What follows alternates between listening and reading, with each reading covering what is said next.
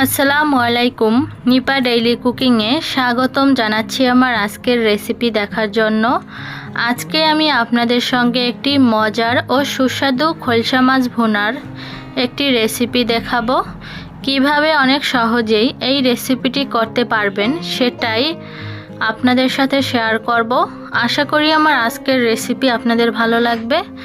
Recipe ভালো লাগলে like comment share করে দিবেন এবং প্লিজ চ্যানেলটি সাবস্ক্রাইব করে দিবেন। তার জন্য আমি এখানে খলসা মাছগুলো ভালোভাবে ধুয়ে পরিষ্কার করে নিয়েছি। এবার এখানে দিয়ে দিচ্ছি হলুদ, মরিচ আর লবণ দিয়ে ভালোভাবে মেখে নিচ্ছি।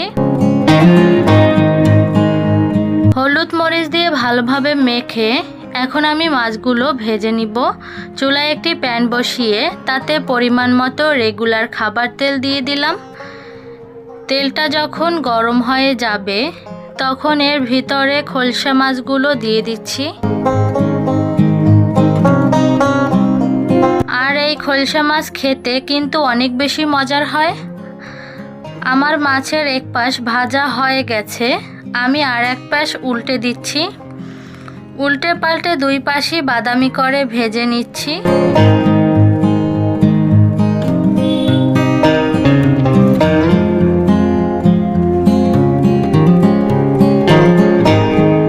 আমার সবগুলো মাছ ভাজা হয়ে গেছে, এবার আমি মাছগুলোকে উঠিয়ে নিচ্ছি। এভাবে করে আমি সবগুলো মাছ ভেজে নিয়েছি। এখন আমি সেই মাছ ভাজার তেলগুলো আরেকটা কড়াইতে দিয়ে দিচ্ছি। দিয়ে এর ভিতরে পেঁয়াজ কুচি আর মরিচ দিয়ে দিয়েছি। এখন এটাকে হালকা লাল করে ভেজে নিব।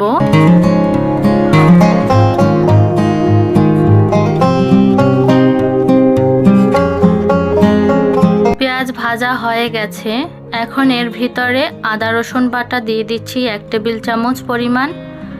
দিয়ে দিচ্ছি 1 চা চামচ হলুদের গুঁড়া আর দিয়ে দিচ্ছি 1.5 চা চামচ মরিচের গুঁড়া।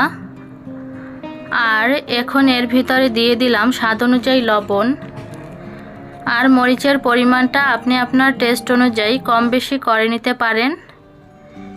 এবার সবগুলো মশলা একত্রে ভালোভাবে কষিয়ে নিব। আমি সবগুলো মশলা ভালো করে মিশিয়ে এখানে মশলাটা কষানোর জন্য সামান্য একটু পানি দিয়ে দিলাম। এবার মশলাটাকে আমি ভালো করে কষিয়ে নিব। আর এই মশলা কষানোর ভিতরেই আমি দিয়ে দিচ্ছি 1/2 চা চামচ পরিমাণ ভাজা জিরার গুঁড়া।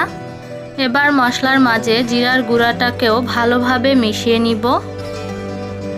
দেখুন আমার মশলাটা কষানো হয়ে গেছে আর উপর দিয়ে তেলটাও ভেসে উঠেছে।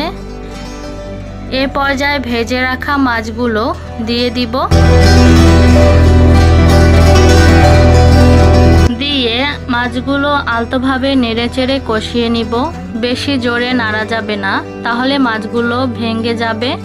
তাই আমি আলতো করে মাছগুলো নেড়ে দিলাম মশলার সাথে। এখন আমি এর মাঝে দিয়ে দিব 1 কাপ পরিমাণে পানি।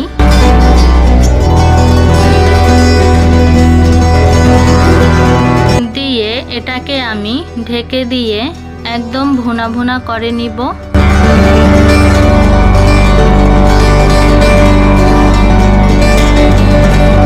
দেখুন আমার মাছগুলো একেবারে পারফেক্টভাবে হয়ে গেছে। এখন আমি এর ভিতরে দিয়ে দিলাম ধনিয়া পাতা কুচি আর আলতো করে একটু নেড়ে দিব। এটা জোরে জোরে নাড়া যাবে না, তা না হলে ভেঙে যাবে।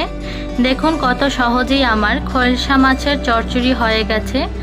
আশা করি এই রেসিপিটি আপনাদের কাছে অনেক ভালো লাগবে। আর ভালো লাগলে অবশ্যই আমার চ্যানেলকে সাবস্ক্রাইব করার অনুরোধ রইল। আজ এখানেই বিদায় নিচ্ছি। সবাই অনেক ভালো থাকবেন। আল্লাহ হাফেজ।